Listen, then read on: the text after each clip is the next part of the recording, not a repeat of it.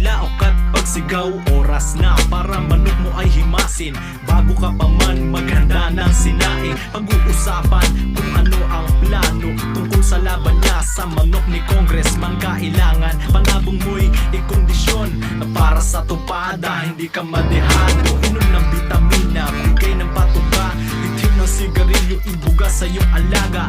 Papaliguan, nihimas-himasin, nagtatampo si misis, di na siya napapansin. O anong sarap kung ito ring ang panabong na siya magbibigay ng kikitain sa maghapon. Kahit may opisina, magsasabong sa gabi. Pag nanalo may tinola at madaming salapi. Dali, tali ko natin.